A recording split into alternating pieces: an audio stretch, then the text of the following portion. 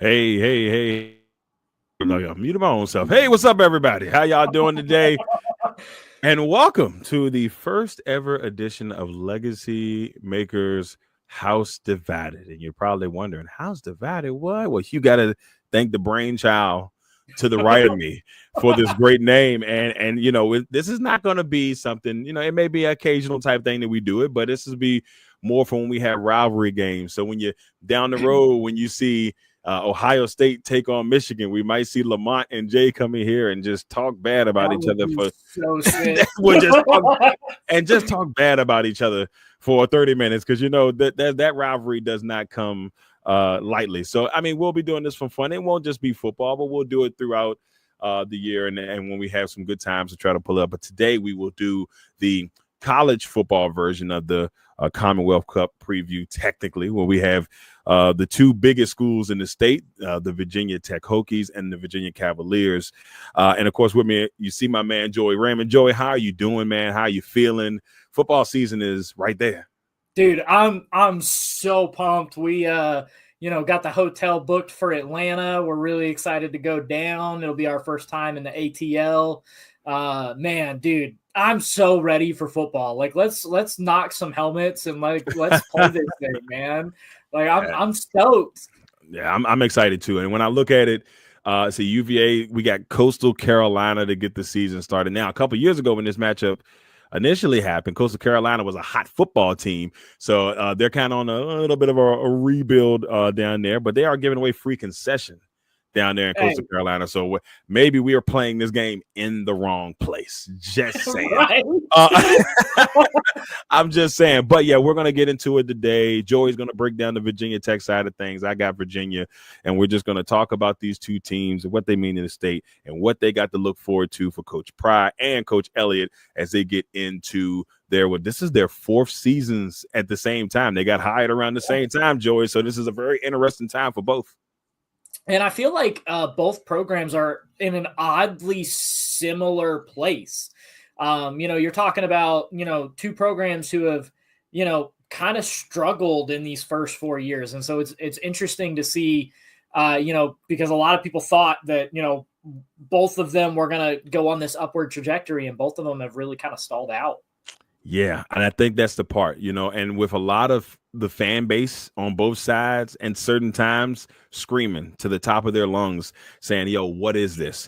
Maybe more UVA than Tech because there's a lot of UVA fans that are like, look, get this guy out of here. Get rid of Carla. Like they're trying to call for both the AD's head and the head coach's head, which is interesting to me on Carla's front because, yes, on the bigger sports, maybe not what you want. She does have a national championship in there in basketball, but she's got national championships in swimming and all this other stuff, like all of the some people will call the non-important sports, but I would say those secondary sports, UVA's got quite a few national championships since she's been there. If I'm not mistaken, I think it's like 10, but that doesn't mean anything if you're not balling in the big boy sports, Joey. No, and for real. And I would say that there's a similar vein to Brent Pry in the aspect of a lot of people wanting to get rid of him. And a lot of that is unfortunately his fault. I mean, when you go 0-12, I believe it's 0-12 in one-score games.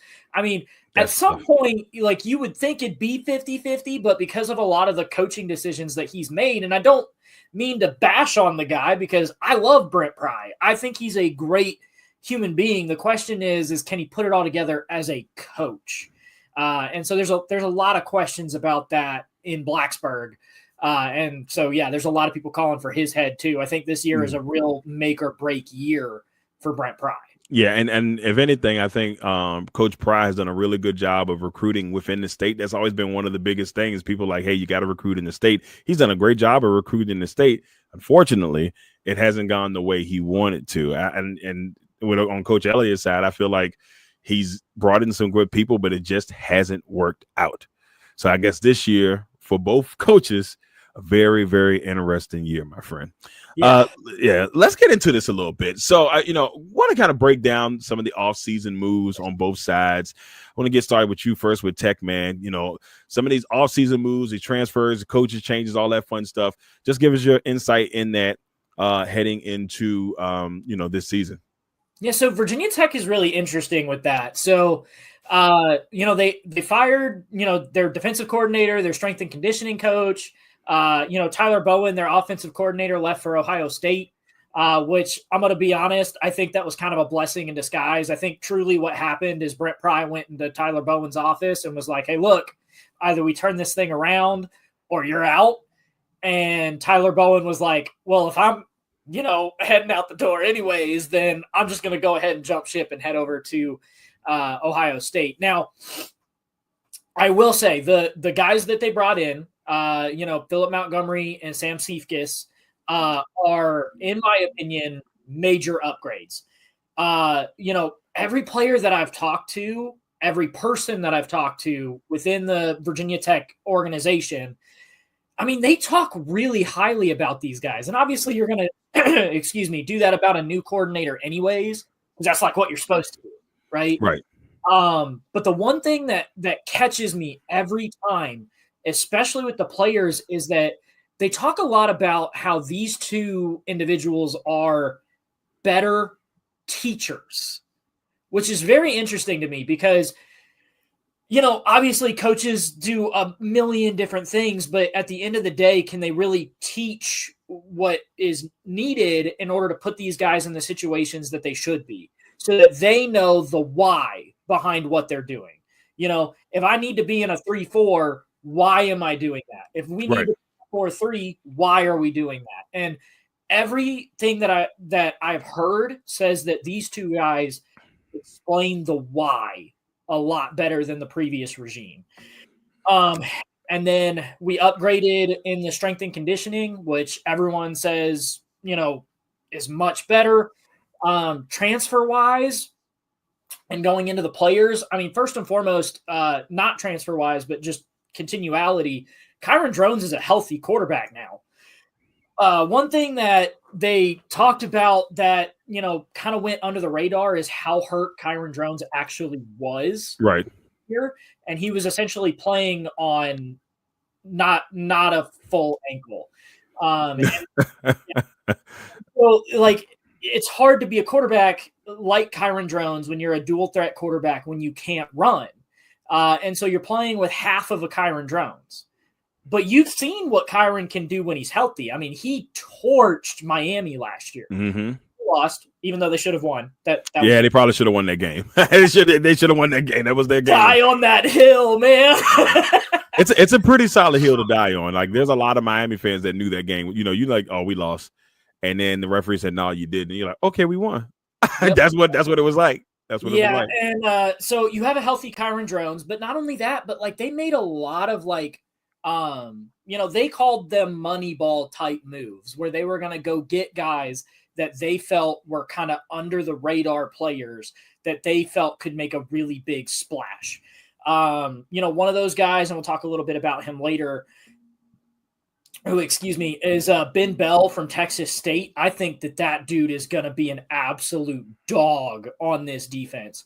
But then you go out and get like a Donovan Green who, again, the question is health, right? Because at Wake Forest, he was hurt a huge majority of the time that he was there.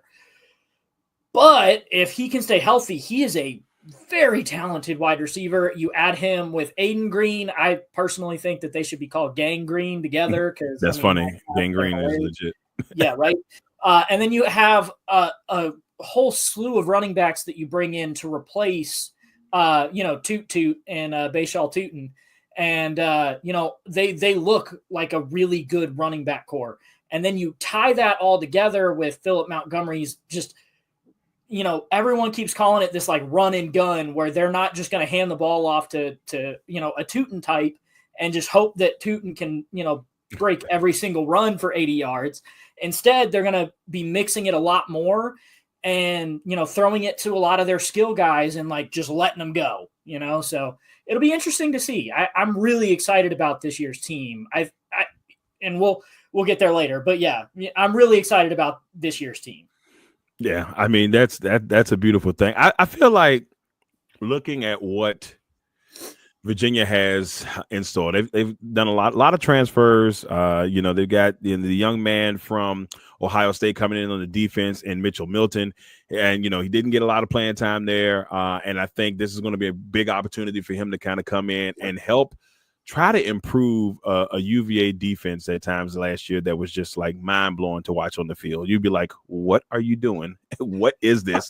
And why is it happening? And, they did lose Shanker, and losing Shanker is very huge. And he goes and get drafted by the Saints. So shout out to him. It's this team to me feels completely new. I'll be honest with you, coming into this, I said, man, I got to go and really figure out who these guys are, because the difference between last year and this year is huge. But that's how, unfortunately, Tony Elliott's regime has been since he's been there. The first year he got there, he lost his whole entire offensive line and they had to rebuild the offensive line from scratch. And he's still trying to fix the offensive line since he's gotten there. That's been the biggest problem. Now, this time around, he's got 3 seniors on that offensive line. Then he brought in 2 graduate transfers to kind of help out the young man Wallace. And I'm not going to try to destroy my man's last name, but it's Unambe. We're going to go with Unambe. So he comes in from Louisville to help try to anchor on that offensive line at the right tackle position. They really have to find a way this year. Really have to find this way this year to win the games they should win. And some of those games in the past, like games against JMU and games against, I'm not going to say, well, maybe not William & Mary in this case, but teams like that, UVA should win this game. And they're like struggling or barely winning those games or losing those games. That can happen here in year 4. With everybody calling for his head, the Coach Elliott's head, he's got to find a way to get this thing going this year. And I think he's done a solid job recruiting. They bring in Chandler Morris, who was on that TCU team that went to the national championship game. He was the starting quarterback at the beginning of the year before he got hurt. The poor kid's been in TCU, North Texas, which he was at last year, had a really good run there. And so for the first time, maybe this quarterback will fit his way of doing things. It's just been a struggle. The quarterbacks have left every year. Armstrong ran out. Colandrea, who I thought had a chance to be really good, there is now at East Carolina. So it's a year where hopefully they can finally get some stability. And that's hard in the new college football world. No, it really is. And, one thing, and, we'll probably talk about it in a little bit, but UVA's schedule, I mean, they've got, a lot of what you would call, winnable games. I mean, they've got a very favorable schedule, including that of which, is Stanford, who just lost to the Rainbow Warriors. I say that, because UVA is a very interesting team. I mean, like you were talking about, Chandler Morris looks like a stud. Yeah. I mean, obviously he's playing at the G5 level in North Texas, but I mean, he still threw for, 3,700 yards, 31 touchdowns. I mean, that's a dog. Exactly. And that's the thing that I'm looking into and saying, okay, maybe this is the time, because they brought in Tony Musgrave from how I hate saying the college, Monmouth. I could be saying it, and I still could be saying it wrong, Monmouth, but they brought him in there, and then he ends up not even really playing. He was nicked up with injuries, and then Colandrea got the start. And at times, Colandrea looked like he could be something special, and then he would be just throwing some pass. You'd be like, boy, what are you doing? That's what it felt like the last couple of seasons, being at UVA and just kind of seeing how things going. Actually, this question, I think we kind of jumped around here on the players, but do you have maybe a hot take per se that you feel about this team kind of leading about Tech leading into the season? That just something that you feel like, whoo, this is my prediction, baby. Dude, I already know what you're going to say, and you're going to start screaming Homer. I already know. My hot take is that, a lot of people said, oh, well, you lost, Antoine Powell Ryland. You lost Aeneas Peebles.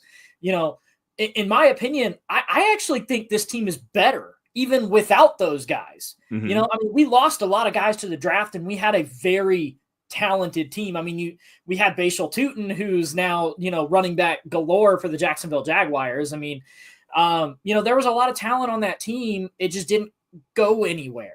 And Right. there's still a lot of talent on this team. And I genuinely feel like this could be, depending on which way the crow flies, this could be a double-digit winning team. The question is the coaching staff going to finally come around and win those one-score games? Because I feel like there's a lot of opportunity for one-score games in the Virginia Tech schedule. I mean, there's a lot of those like opponents who I think are like right neck and neck. The NC States of the world, the Florida States of the world that, Virginia Tech will play. The question is can they get over that hump and finally win those one-score games? So my hot take is that they are, and that they're going to do so. And hopefully it turns into a double-digit winning season, but I don't know. I think I really do think that this team is better than last year's team.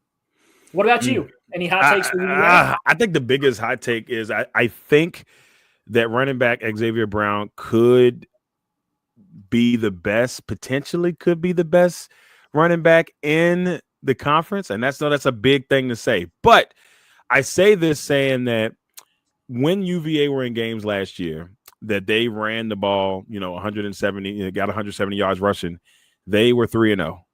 They won those games. And so it may be by default that he becomes one of the, the best running backs in the conference. But if I'm Coach Elliott and I'm realizing that when we run the ball, we're doing good things and that maybe you need to run the ball just a little bit more. And I guess my bold claim would be that they would probably finish in the top 3. We'll say we'll make it a little bit more reasonable. We'll say top 3 in rushing in the ACC this year. And I really think that they could they can push it. You just got to make it happen. So when you go 3-0 and they went 2-7 in the rest of their games, you got to go where it works. And if running the football works, why not? And you got 3 of your offensive linemen coming back, make it happen. No, for real. You know what I'm saying? Take VT's method of last year. Just keep handing the ball to Tootin and hope.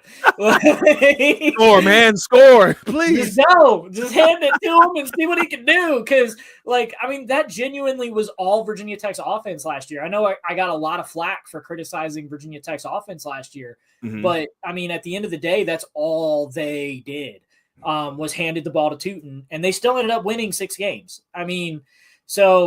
You can be successful that way. And in my opinion, I think if UVA wins 6 games this year, I think a lot of those, Tony Elliott questions start to kind of simmer down a little bit because in my opinion, a 6-win season for UVA is a huge turnaround. It's huge. I know, so what, 3 out of their last 5 years, I think it's something in that range. They've been 5-7.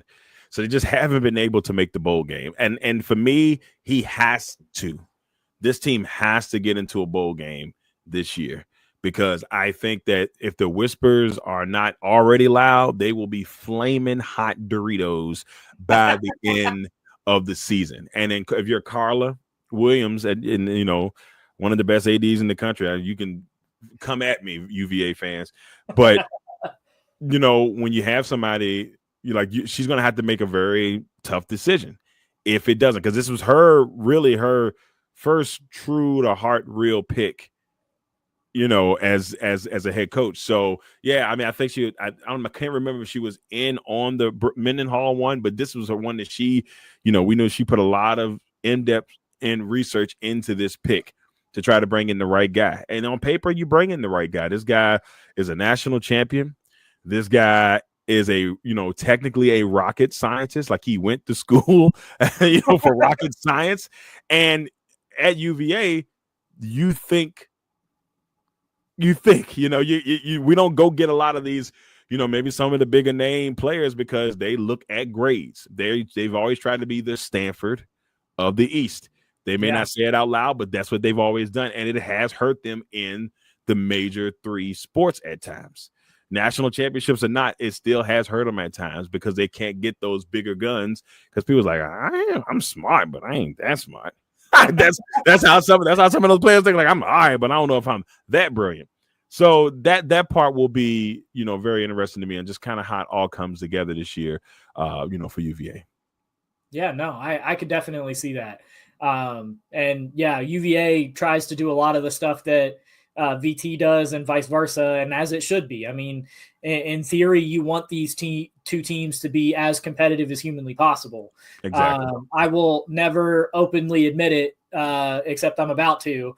But, you know, the Commonwealth Cup is much more entertaining when both of these football teams are good. Exactly. And the last time that they both were like really in it was the year that UVA won, which hasn't been a lot in the last 20 years. Yeah. But when they won it, that was like probably the year, the last time that they both had really good football, you know, pretty solid football teams. And so, you know, these last couple of years has been like, oh, we're twiddling on the cusp of a potential bowl game. Like UVA had chances. They, you know, like last year they beat Pittsburgh, and I'm like, okay, now they just got to figure it out with a couple weeks to go, and then they just pooped the bed. So, you know, that's why I said like this year is big because Tech has gotten in the last 2 years in bowl games because of beating UVA. They got in, they clinched that 6th win, you know, against the UVA team, or they put themselves in position because of beating UVA. So that's why, you know, this year is so critical for UVA. Well, and I would love it. I would absolutely love it if both of these teams were already bowl eligible. It'd be nice before we even get there. Like, it'd be nice if we could both have at minimum 6 wins heading into the UVA game. That would be great, because then at that point it's just good old fashioned hate. You know, right. Like, let's go out and let's beat the crap out of each other, not for any other reason other than to beat the crap out of each other. Like that's when it's good. Well, look, and you bring that up, but let's talk a little bit about the schedule, because, you know, it's going to be an interesting year for both teams. You know, me personally, I think Virginia's first part of the season is very critical. There's some very winnable games that you need to get off to a good start and then dogfight the rest of the way. Yep. But give me your breakdown on Tech's schedule, and just kind of, you know, trap games, you know, tough stretches, all that fun stuff. What are your thoughts on this schedule heading into the season? It's funny that you say that UVA's first couple games are critical. I actually think it's the same for Virginia Tech, because if you really think about it, yeah, Virginia Tech has made the bowl game the last couple years, but this is Virginia Tech. Right. I mean, this is a school that, you know, I mean, our AD literally just went to our board of visitors and said, look, it's the expectation that you guys set that we need to be at the top of the ACC. And he said, if you want us to compete there, then you need to give us Florida State and Clemson money. Right. And so he just made that whole argument. So Virginia Tech, like, their expectations for themselves is that we need to be competing for an ACC championship. And if that's the case, then I think Virginia Tech's first couple games are super important. I mean, you're talking about the Beamer Brawl, which all of the VT networks have at this point coined it. So I can't claim credit for it, but I love the name of it. It's a great name.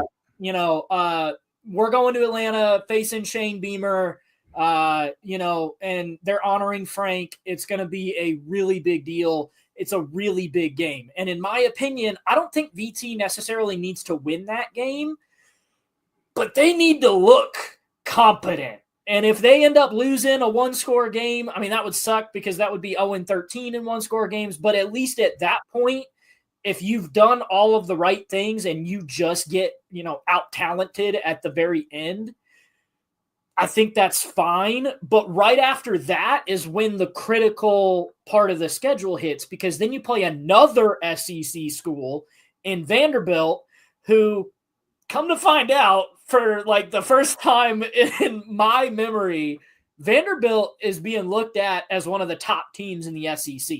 Mm. They've got some dudes in Vanderbilt. Whoever would ever thought we heard that? Right? I've never. They pulled off several upsets last year, including beating Alabama. I mean, they have a really solid football team. And I think that for Virginia Tech, you have to win against one of the two SEC opponents. And in my opinion, South Carolina is going to be really, really tough. I mean, they should have been a playoff team last year. And they weren't. And I feel like they're going to be a playoff team this year. So you're probably not going to win that game, but you have to beat Vanderbilt. in my opinion, because your next two games are against Wofford and Old Dominion. Yeah, can't lose those. And if you can be 1-1 heading into those two must-win games, then I think if you win those two, now you're talking, okay, we're 3-1 heading into ACC play, and now all we've got to do is win half. And if we win half, then you're talking 7-8 wins. And if you can pull, one or two of those games going through that maybe you shouldn't win, that maybe you did win. One of those games that I really think that they could pull an upset is against Miami. They did it. They almost did it last year, except this time it's at Lane. It's at night. That game is going to be awesome. And so that's a game I think that they could pull an upset. I think, one of the trap games you want to look out for is probably ODU, because for some reason Virginia Tech scored goals against ODU. When they announced that they were canceling that series, I jumped for joy, because I was like, for some reason we can't beat them, and I don't understand why. It's like, can this be over already, please? Oh my gosh, it is insane. So thankfully that series is going to be done, so we don't have to worry about that as much anymore. But yeah, I mean, I think, especially with this new ACC scheduling model and how the finances and things work out, I think we're going to be seeing a lot more upper echelon games. But yeah, as far as this year's schedule, I think South Carolina is important. I think Vanderbilt's important. I think Miami's important. And then obviously you can't lose against Wofford and ODU. Yeah, I feel you on that. I mean, it'll be very tough. Shout out to Vanderbilt. I never thought that I'd hear the day Vanderbilt was out here doing. Yeah, I mean, it's crazy to me. Look, when I look at UVA's schedule, and I'm going to peek a little bit here because I want to make sure I'm getting all the good stuff here. So you got Coastal Carolina in the beginning. That should be a win at home. Can't lose that game at home. Got to beat Coastal Carolina. Don't let the team from Myrtle Beach, make me want to go down to the beach because they out here getting dubs. So that's one win that they should have off the bat. Then it gets a little interesting. NC State is last year 6-7 on the season, so it was maybe not the best of year for them last year. They were bouncing back between Brennan Armstrong and I God forgive me if I try to remember the other quarterback's name, but they were bouncing back and forth with quarterbacks last year. And it was just a battle, just between them. So it's a non-conference game, which is also an interesting point. It's a non-conference game that is a conference game at the same time. So they get an early test in that, which I always thought that was a weird thing. And I started to see that in basketball too, where you have a non-conference game against somebody in your conference. But I guess if they're not on the regular schedule this year, they do it that way. But anyway, so that's a very important one for me, because even though it's not a conference matchup technically for the record books, it's a really good test to say, okay, this is what we were able to beat an ACC opponent to get things going. Then you got William & Mary, which they pretty much had William & Mary's number over the last, trillion years. Coach Mike London coming back into town is always a fun thing, because, he was there and things didn't go well, but that's also a one they need to win. Then you got the battle in game 4, the battle of the smart schools. You got the Stanford of the West and the Stanford of the East. So, if UVA just wants to get the stigma of being the Stanford of the East and just be UVA, I think that's a very big game. You got Frank Wright coming down. Andrew Luck is the GM out there. They come off a loss to Hawaii that they're probably just like, they don't want any part of that. Rainbows. Right. Right. And the poor kicker, I saw the interview. The kicker had me laughing because it was the kicker's. He said he was more nervous about he was more nervous about doing the interview than the kick, because he's like, I don't know that much English, and I'm just, I've been learning, but not there yet. So that's another critical one. Then you got Florida State. Whenever Florida State comes to UVA, it's always a big thing. Ever since the 9-5 matchup when UVA knocked off Florida State, and I think at the time UVA was like number 6 in the country, and it was like they win this matchup when the Barbers were there, and they've played a couple times since then. They beat them. I think the last time they came to UVA beat them in the 19 season. So it's just like, this a big one, because UVA fans always get hyped. The crowd is always, huge. And then on the top of that, Florida State's always massive. If winning and losing, they've always got a big following. It's a big must-win game, in my opinion, because you want to get the fan base back on Coach Elliott's side. You need that. Right. Then you got Louisville. Louisville went 9-4 last year. Another tough one. This is where it kind of gets a little tough. You got Florida State, you got Louisville, you got Washington State, which is a fun new thing that they've got going on at home. So that'll be a fun one. That's a 6:30 game on the CW. And so I think that tough little stretch, and then you include UNC, so make it that 4-game stretch where it's just really tough. You've got to find a way to go 2-2 at the minimum. You can't go in there and lose all 4 of those games. We know that when they go to UNC and they got to deal with Bill Belichick and what he brings to UNC now, just the stature of having the greatest coach of all time, in a lot of people's opinion, on the sideline, and you got to go in there and find a way to knock him off at home. Another big game. Then they got Wake, they got Duke, and of course, then they got Tech at the end of the year, which to all UVA fans, including this one, if you lost every other game of the season, as long as you beat Virginia Tech, everything is okay. Everything you can be 0-11, but if you beat Tech, you can say, look, we lost everything else, but at least we beat Tech.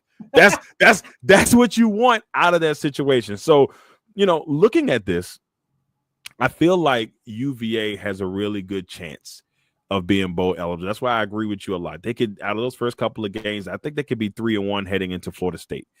If that works out the way it was, and then they end up going 2-2, all right. So now you're sitting at 5-3 with Cal, Wake, who they beat Wake last year, Cal, Wake, Duke, and then Tech.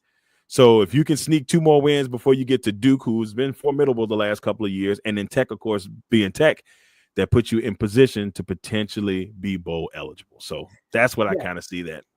No, absolutely. And I actually have them going 4-0 to start it out. I mean, I think they could beat NC State. I mean, I think NC State lost a lot in doing my research. Now, granted, they're a very well-coached team. Yeah. So it's not going to be an easy win, but I do think that it is a winnable game. And so I do think that they could go in to that Florida State game being 4-0, and that would make a bunch of, who's out in Whoville very happy. But yeah, I think the same sentiment is shared. I mean, again, these two teams hate each other. I mean, they absolutely hate each other. If as Brent Pry, if you don't beat UVA, I think in my opinion, I think it's the opposite. I think for Brent Pry, you would have to win every single other game. Yes. In order to justify losing to UVA. I think that you would need to be undefeated going into the UVA game, and that's just not going to happen. Yeah. So with that being said, you then have to beat UVA because there's no other justification in Blacksburg for losing to UVA, mainly because of the fact that we've held the cup for so long. Right. And when you have that over a rival like Virginia Tech does against UVA, from the Virginia Tech perspective, it's like, okay, well, we haven't lost in X day amount of years. Why should we lose now? Right. And that's where it gets tough. Like UVA needs the win. If they get the win, they can take a deep breath and be like, "Whew, thank goodness." They've had one since 2004. One. And thank the Lord I was there for that one opportunity. Because I never thought it would happen again. And just like I said, being in the end zone when it did happen, I was like, oh, this is great. I can't believe it. Now, did I think it was going to last like a couple straight years? Maybe not so much. But I'll take the one that you get. And, this rivalry is going to – I think you made a good point earlier where this could be we're hoping that they are both bowl eligible before this game. You guys have a onslaught leading into the UVA game with Miami, Florida State, and Louisville right up the end of the season. So you guys got to stack wins as much as you can heading into that stretch. And that's kind of how I feel with UVA. Like they have to stack as many wins as they can heading into those two, into the Commonwealth Cup when it does come down. Yeah, I mean, VT has to get some early wins. And not only that, but you have to, if you're Brent Pry, you have to get those early wins just to keep your job. Right. I mean, I really genuinely feel like there is a certain group of people in Blacksburg that feel like if you don't win, at minimum, if you don't win one of the SEC matchups, he's gone by week 4. Yeah. There's a group of people in Blacksburg that do firmly believe that. And I don't know if that's necessarily going to be the case. That's a bit of an extreme view. Right. But at the same time, you haven't shown any progress. I mean, you've been stagnant for so long. And as a program, you've been stagnant for so long. I mean, you go all the way back to Frank Beamer's last couple of years, and they were 7-6, 6-7 teams. People in Blacksburg have starved themselves trying to get back championship. They want to be back at the top, back at the pinnacle as soon as possible. And I really fear that with that mindset that Brent Pry could be on the hot seat a lot sooner than people think if they don't get it together. Yeah, he almost has to have like a 9-win season. Like, I feel like 9 wins and more will probably give him a little bit of breathing room, but that's still a very tough task. And look, and we both have had chances, and you more than I have had chances to talk to Coach Pry, and this is one smooth talking mother sucker. This man can charm, a ketchup popsicle out of a nurse's hands with white gloves. Like he just, whatever it is, that's why he's been able to get so many recruits. He's been able to do that part. But now, like you said, he's got to find a way for all that to kind of get onto the field. And they need it. They really do need it. I think with UVA, in a perfect world, if you can get, at this point, you just want to get a bowl game. Yeah. You just want to get a bowl game. So if they get a bowl game, I think that gives them at least one more year for Elliott before they really start to go crazy. But I think they have to go to that bowl game and win that bowl game, in my opinion. I don't think they can just get there. I think they need to do both. They need to show some momentum, for the program. And that Coach Elliott's like, look, he looks like he's got it. Looks like he's got it in the right place. And I think there's a little bit of a spark there. Just a little bit of a spark there. Let's talk about the rivalry. Obviously, the rivalry is the rivalry. And I just kind of, what's your thoughts on it? Obviously, the momentum is in Tech's favor, but how do UVA switch that momentum? How do they make that into their, how do they make it into their, put everything on their side? Because to me, I think they had to win like 12 in a row just to make that at least feel like, oh, I ain't gonna lie, 2 in a row will make me feel good. I'm not gonna sit here and give them 12 in a row expectations. That's crazy work. But if I can get 2, I'd be happy. But what are your thoughts, heading into the Cup, who takes it this year, all that fun stuff? Well, I mean, I think a lot of like who takes it this year is going to be a lot more divided when I come visit you up in Whoville. But no, I genuinely, I think the rivalry is in a position to be at its highest point it's been in years.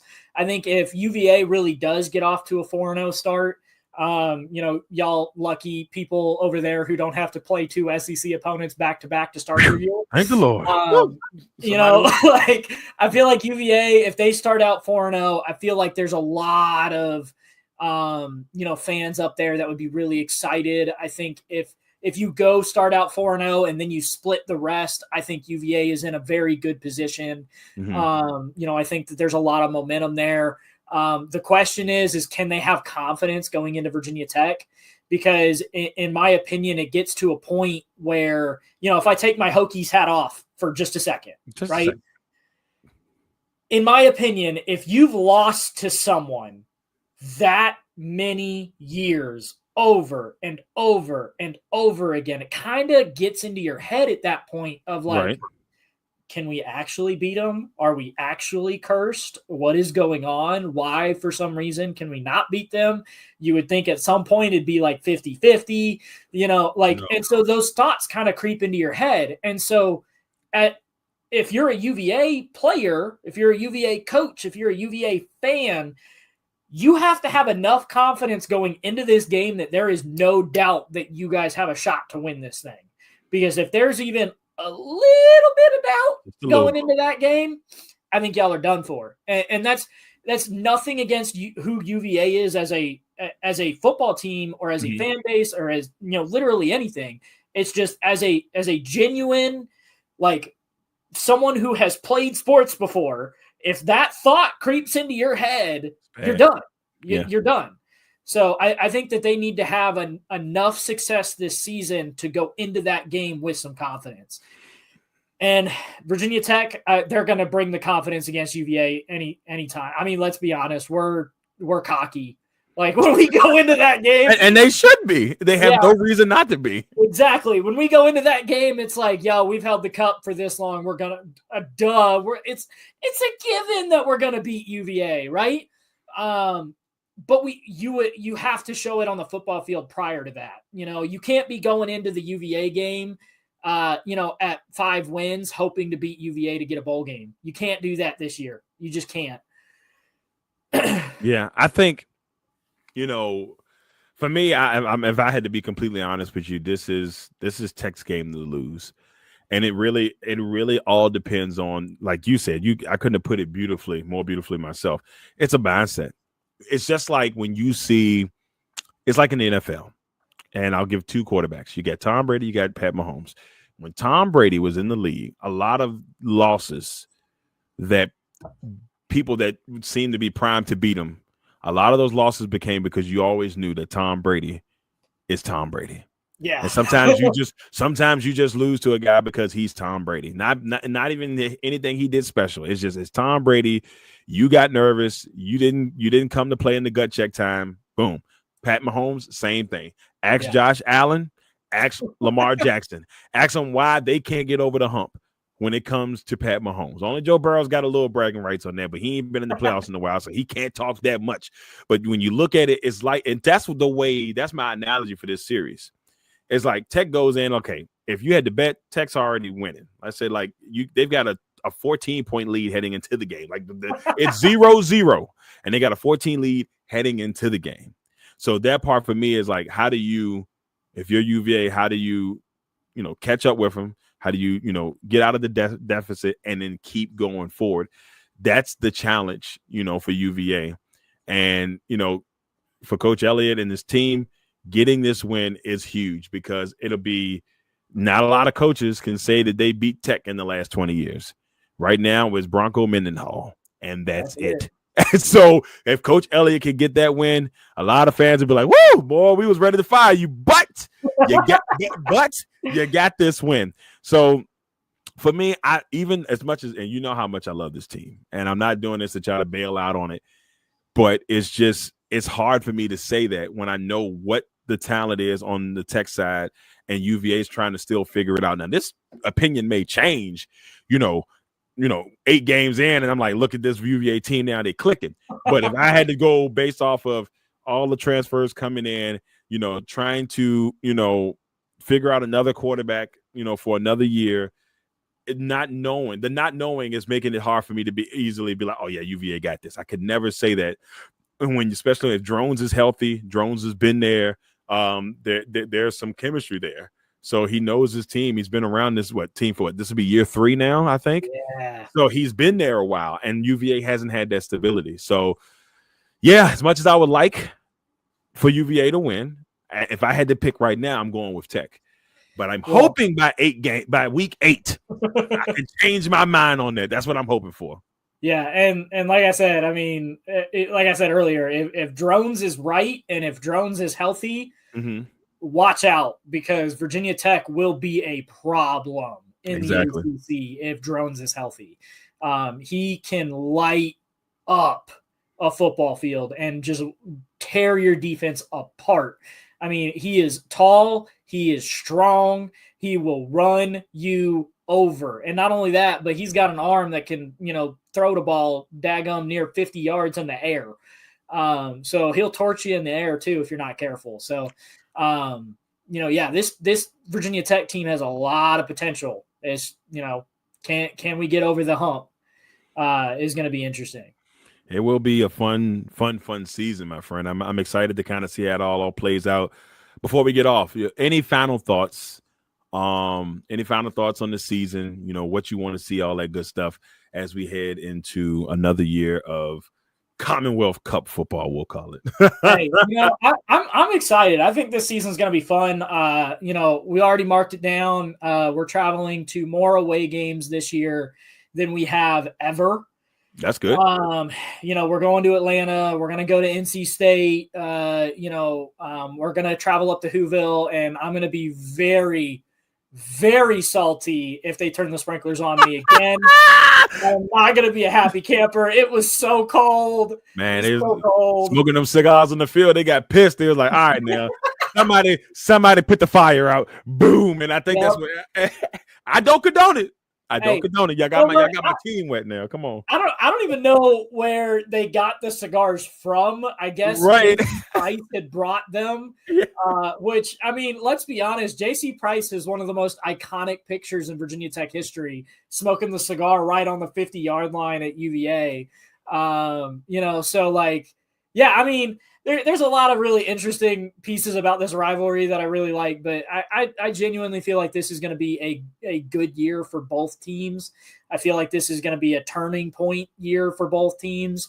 So long as both teams stay healthy, this could be a very interesting season heading into the Commonwealth Cup. I see it like, I think this is probably the best situation for Virginia heading into a season based off of schedule. I don't want to say cupcake, but it's up there. It might as well be. So this is a good year to build. If you're Coach Elliott, if it's going to happen, it's got to happen now. This is the year that they have to make noise, to calm down the noise, to get them to the next place that they really want to be and what they want this football team to be. Brand new facilities, which they complained about for years. They got brand state-of-the-art new facilities, brand new scoreboard. And now you got to find a way to bring the fans in. And the fans are very fickle because I'm in that UVA fan group. And I just go in there and listen, and it's brutal at times. So it's a very big, very, very big year for this team. And I think this could be the time that they make some noise. I'm not going to say like, oh my God, they're going to go to the national championship. But I do think they can win a bowl game and get to a bowl game this year if everything is done right. And so that's all I really have. I want to see them do well. I mean, because when Tech and UVA do well, guess who does well? Legacy Maker. So we need both of y'all to do well. Shameless plug. But when they do well, we do well. And for the last couple of seasons, JMU and Liberty have been the toast of the town.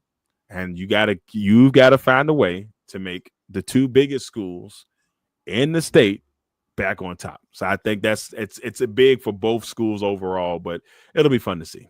Yeah, well, and I think that one encouraging piece is with the way that the new scheduling model goes for both the SEC now that they've made a change, and the way that the ACC is rolling, where you have to win and you have to get eyeballs in order to get paid. Yeah. And I think that's going to change a lot of the thought process between, not just the Commonwealth schools, but I mean, every school. Yeah. I mean, it's about to get like rocky out here. But at the same time, you're going to get a lot of really fun matchups. I think we had talked about this a little bit before. I mean, you're probably going to get, now that the SEC has to schedule a Power 4 team, I mean, you're probably going to get your Tennessees versus UVAs, your Tennessees versus Virginia Tech. I would love to see the Battle of the Black Diamond come back. I want to see VT and West Virginia play. So I mean, I think here soon we'll be getting some very fun scheduling coming up, but it's also going to get harder. And so, like you said, if Tony Elliott's going to make a difference, this is it. And the one selfish matchup, no matter what, and I hope it does happen. And even if it's a blowout, I would love to see Oregon play UVA just one time, just as a person. Because here's the thing: if I wasn't a UVA fan, I'd be an Oregon Ducks fan. You know why? Green and gold is right. That's my jam. So that's one match I would always love to see. And who knows? Maybe one day, but we will see. We will see. Joey, man, this has been fun, man. Talking Tech and UVA as we get ready in the first ever edition of Legacy Makers House Divided, which will be real fun here over the next couple of years as we do this. And like I said, we're not going to just stick around. We're going to do some other sports as well and bring some other panelists in. And it should be a really, really fun ride. For Joey Raymond, I'm Darrell Owens. Joey, anything else before we go, brother? Anything else? You good? Nope, we're good. My man is good. Wahoo wah all day, even when they make me mad. Even when they make me mad. Wahoo all day. I was Joey Raymond. I'm Darrell Lawrence. This has been Legacy Makers Sports Network's House Divided.